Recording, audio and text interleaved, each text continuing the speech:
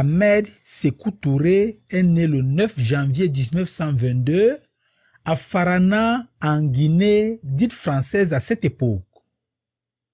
Il décède le 26 mars 1984 à Cleveland, dans l'Ohio, aux États-Unis, de suite d'interventions chirurgicales. Sékou Touré commence sa vie professionnelle comme employé des PTT. Très vite, il fonde le syndicat des travailleurs des PTT. En 1952, Ahmed Sékou Touré crée le Parti démocratique de Guinée, une antenne du RDA, Rassemblement démocratique africain.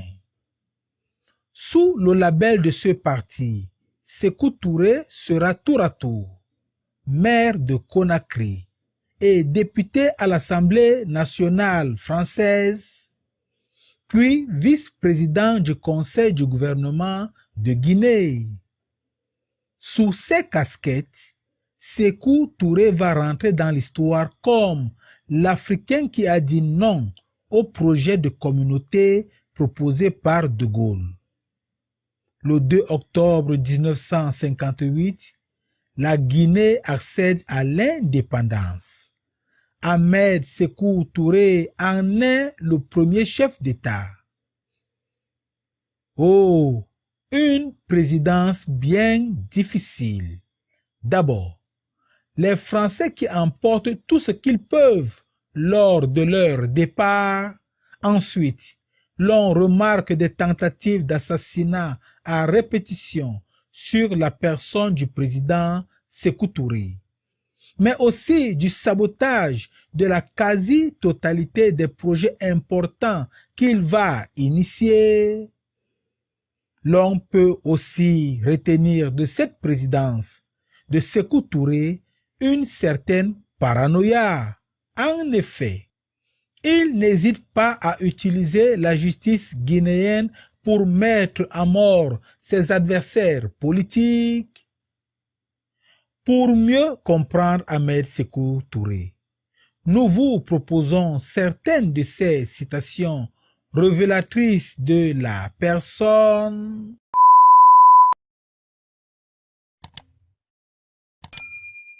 Il n'y a pas de dignité sans liberté. Nous préférons la liberté dans la pauvreté à la richesse dans l'esclavage. Le socialisme est sans nationalité et il ne peut pas être la propriété d'un seul pays.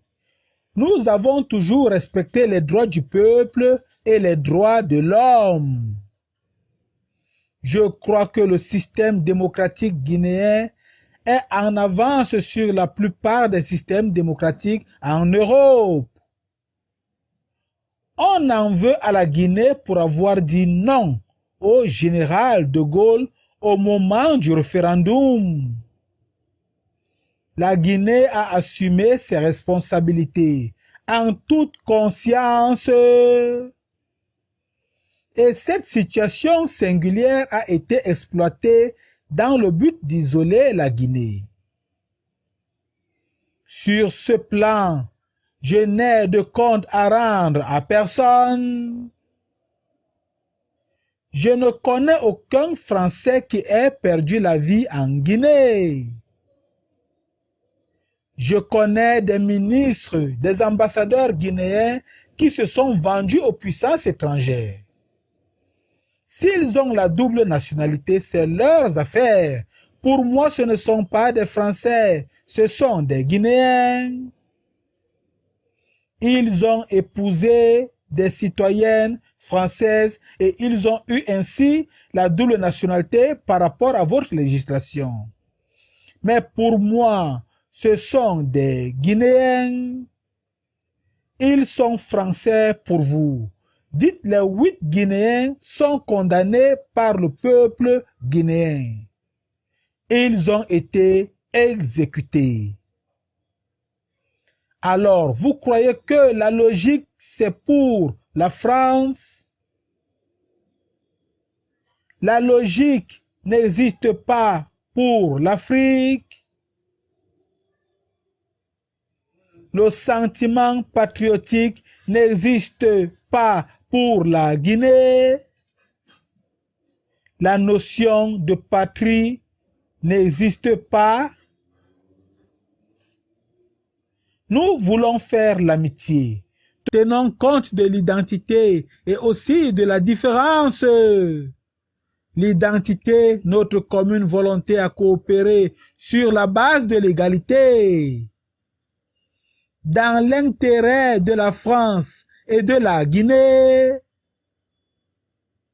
La différence, je suis guinéen, vous êtes français.